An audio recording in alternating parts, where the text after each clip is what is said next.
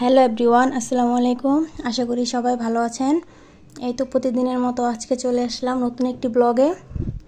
আজকে সকালে এখানে পরোটা ভেজে নিচ্ছি, বড় মেয়ের জন্য ও পরোটা খাবে।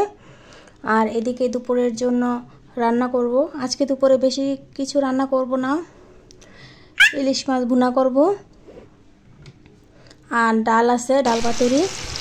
এই দুই পদ দিয়ে আজকে খাবো। এই তো যেখানে ইলিশ মাছ ভেজে নিচ্ছি। আজকে কয়েকদিন ধরে খুব বৃষ্টি হচ্ছে।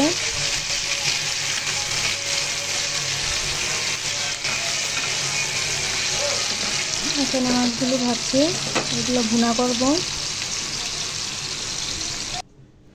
এই তো এখানে মশলা কষিয়ে তারপর আমি মাছগুলো দিয়ে দিয়েছি।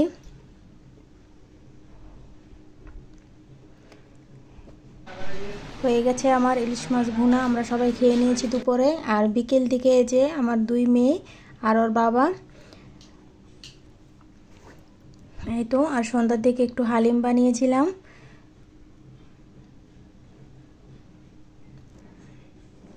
হালিমটা বাসায় বানালে বেশি ভালো হয় কিনে আনার থেকে, এই জন্য বাসায় বানিয়ে নেই।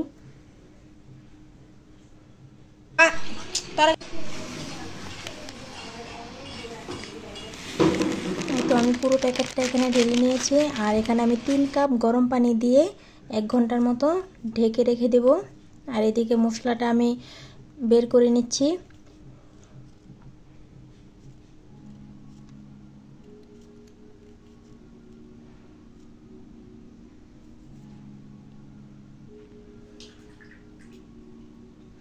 এখানে আমি এই তো এখানে ভিজিয়ে রেখেছি।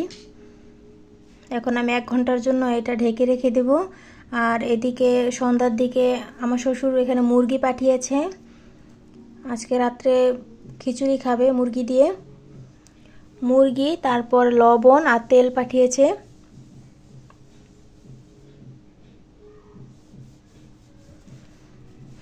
এতে আমার মেয়ে দুষ্টামি করতেছে এখানে দাঁড়িয়েও।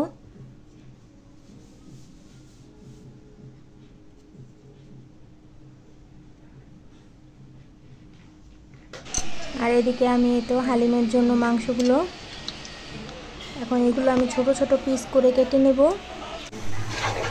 এখানে আমি মশলা কষিয়ে নিচ্ছি ভালো করে। কষিয়ে নেওয়া হয়ে গেছে। এখন এই যে মাংসগুলো দিয়ে দেব। মাংসগুলো দিয়ে ভালো করে কষিয়ে নিতে হবে।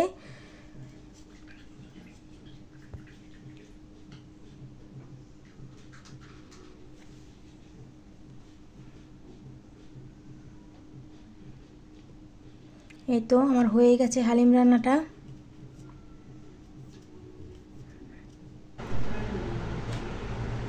খুবই মজা হয়েছিল। আমরা যে কিনে খেতাম ওইটার থেকে যে আজকে হাতে বানিয়ে খেলাম, অনেক মজা লাগলো। এখন থেকে এভাবে খাবো, কিনে খাবো না।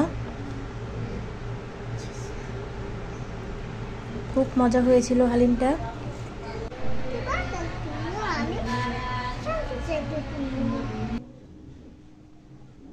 এই তো এখন সবাইকে দিয়ে দিয়েছি বাটিতে করে, আর আমরাও খেয়ে নিব। আর এদিকে রাত্রের জন্য মুরগির মাংস রান্না করতেছি আর খিচুড়ি রান্না করব। বাইরে খুব বৃষ্টি হচ্ছে। বৃষ্টির সাথে মুরগির মাংস আর খিচুড়ি ভালোই লাগবে খেতে।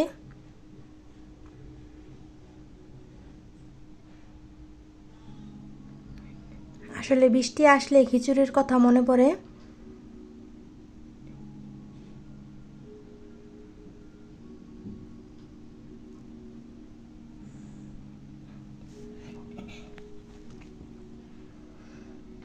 এই তো মাংসটা ভালো করে কষিয়ে নিতেছি। আর এদিকে আমি খিচুড়ি বসিয়ে দিয়েছি মেখে চুখে। তারপর এখানে আমি খিচুড়ি বসাইছি।